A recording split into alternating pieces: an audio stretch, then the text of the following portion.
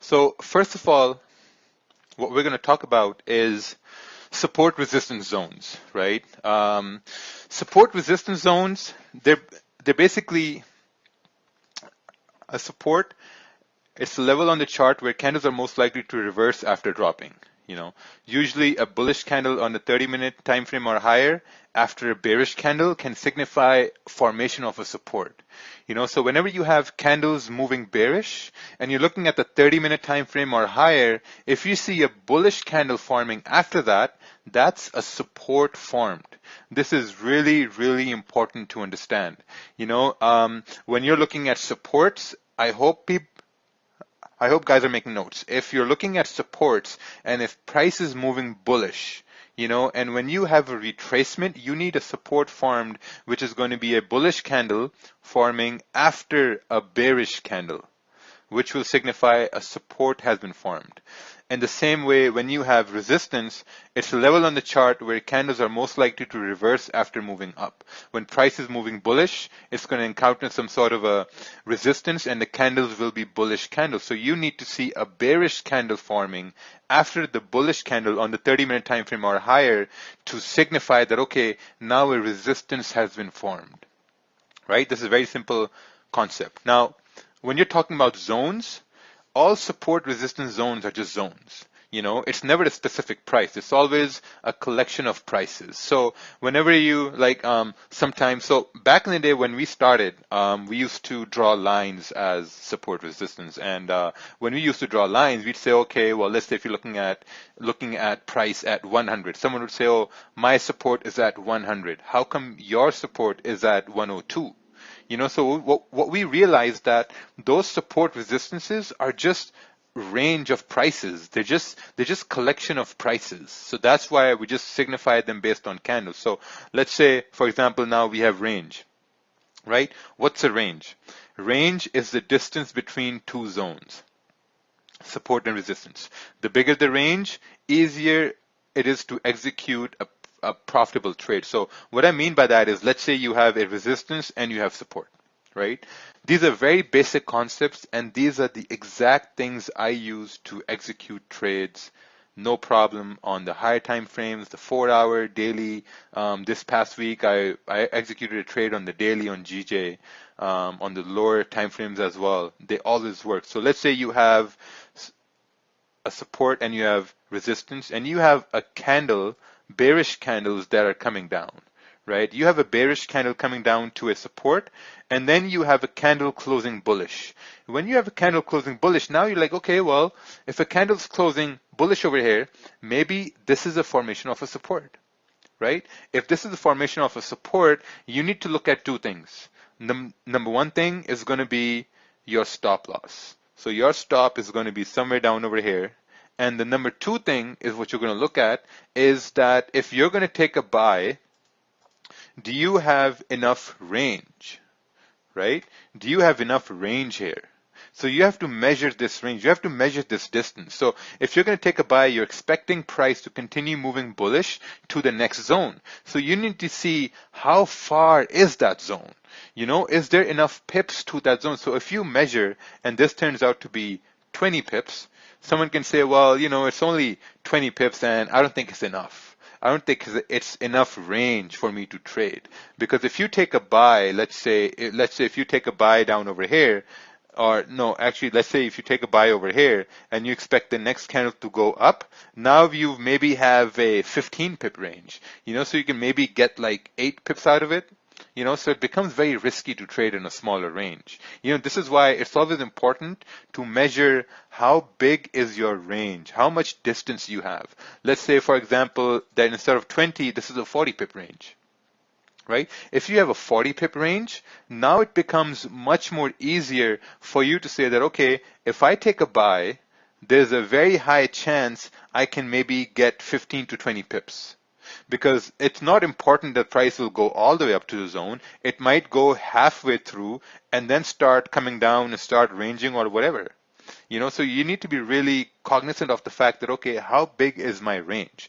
If it's a 40 pip range, you can easily get 20 pips out of it, 15 pips out of it, and let the rest run. If you're looking on the daily, on the 4 hour, and if your range is, let's say, 100 pips, then you can say, okay, well, in this 100 pip range, I can basically get maybe 50 pips out of it, 60 pips out of it, but not the whole move. You'd want to let a runner running, right? Which means you will need to leave a position at break even to see if it does continue that way, right? So that's support resistance is just based on the fact that, okay, if you do see a support formed, how are you looking to see that price is going to continue to go up? Or if you see a resistance formed and you have candles closing bearish at resistance, how big is the range here?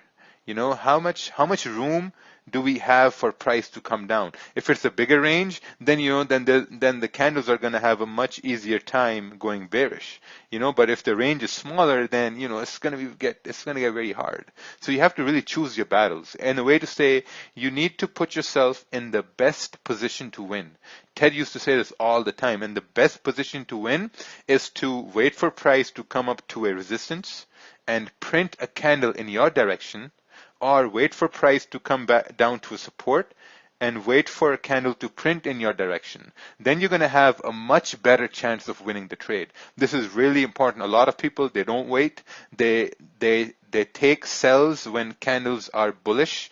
Let's say if a candle is moving bullish like this, at resistance, they will try to take sells, anticipating it to go down. You can't take a sell at this point because candle is bullish, man. You have to wait for a candle to flip bearish in your direction and then take a sell. This is like, couldn't this be seen as trading in consolidation? Yeah, but we're talking about, this is a very generic example. I'm giving very generic examples for means of understanding, right? So this is like saying, if you're standing at a bus stop and you want to go left and all the buses are going right, are you going to get on the bus that goes right, anticipating that it might go left?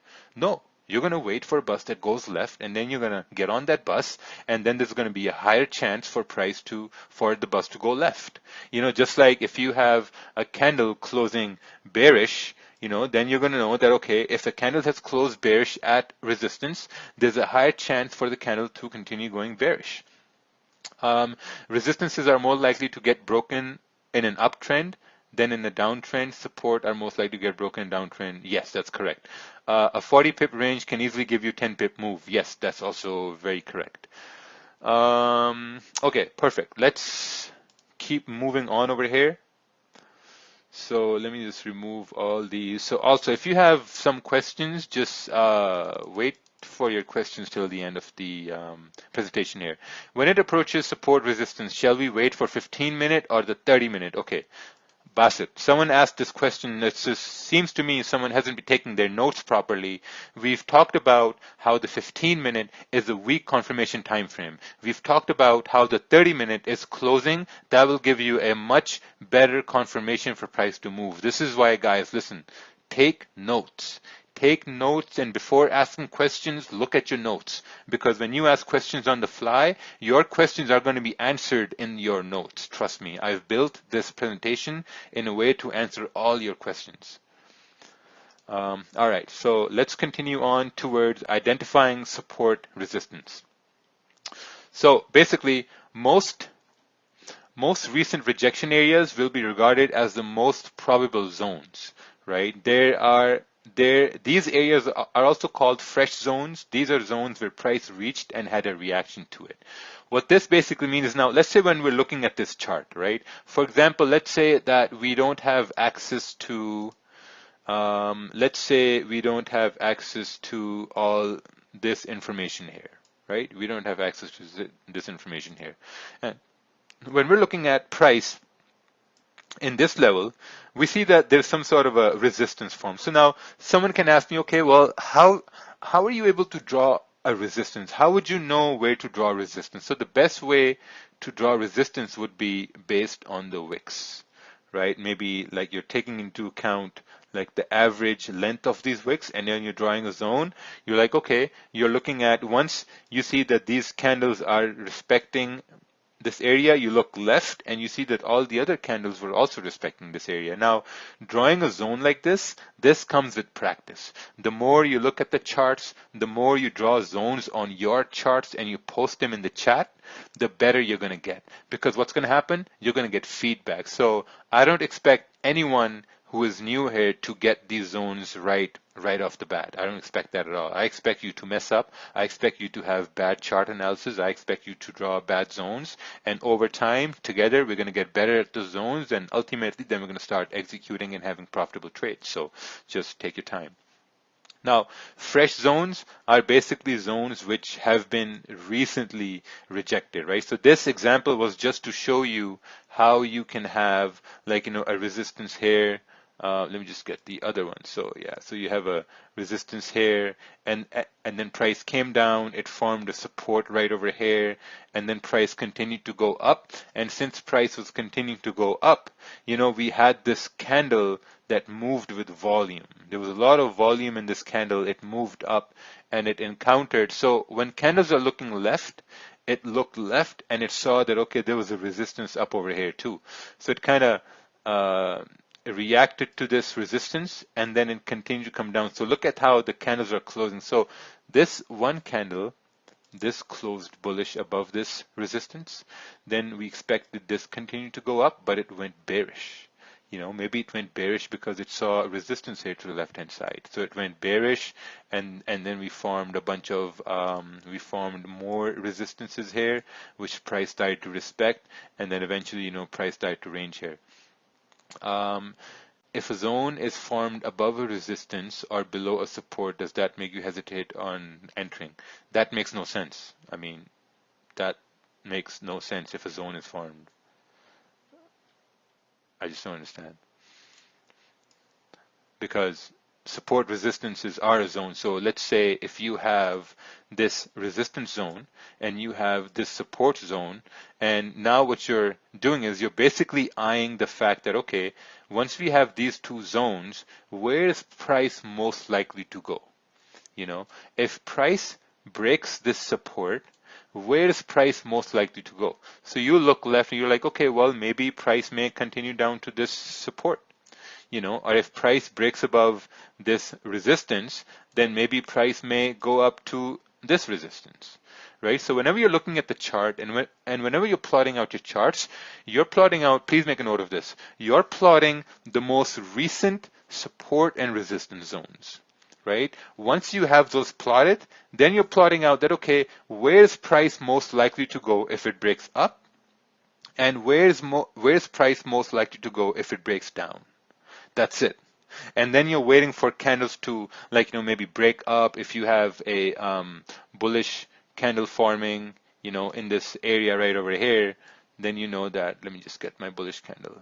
Let's say if you have a bullish candle forming right over here, and you're like, okay, if this is a 30-minute time frame, or if this is a 1-hour time frame, then this basically means is that now this is a higher confirmation time frame, right? So you're drawing these zones based on the 1 hour, maybe the 30-minute, right? Sometimes the 30-minute, not on the 15-minute. 15-minute is a weak confirmation time frame. 15-minute is not going to work all the time. If you want things to work, you have to excuse me, guys, I'm having a little bit of a language barrier. Perks of being an immigrant. So you have to focus on the 30-minute and the 1 hour, because those are higher confirmation time frames. So when you have a candle closing above here, then you know that, okay, now there's a higher probability for the next candles to continue going up. Or let's say if the next candles don't go up, then you might say that, okay, if we do start to go up a little bit, then there might be a probability that we might get candles coming down over here. And when candles are coming down and you're looking for buys, you're looking to see if candles are going to close in your direction. You're looking to see if you get a something candle forming like this, which now becomes a support. And now you can see, okay, since we have a support formed, there's a very high chance next candle can continue moving bullish, right? So this is what you're doing on the 30-minute time frame. As you start to do this more and more, you will start to understand that, okay, this also makes sense on the 15-minute as well, but that's a far-fetched idea. That comes with experience. Dynamic risk comes with experience. Executing on 15-minute candles also comes with experience. So if you're a new trader, I would focus on the 30-minute, the 1 hour, and that's it.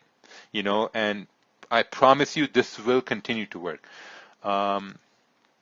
Okay, so is there a certain time during the day where we can straight execute when we get a break and close above level? Yeah, it depends. So someone asked the question, is there a time of the day when we can just execute without waiting for a retest?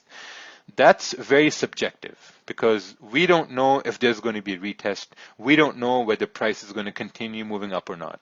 But what we do know is that based on experience. Now, if I look at, let's say, GPJPY, if I look at GPJPY, I have seen that pair for 3 years, every day, every morning, and I know for a fact that sometimes when it breaks out of a, let's say, resistance, sometimes it may not do a retest. So I might enter knowing that it won't do a retest. That came from me watching it over and over again.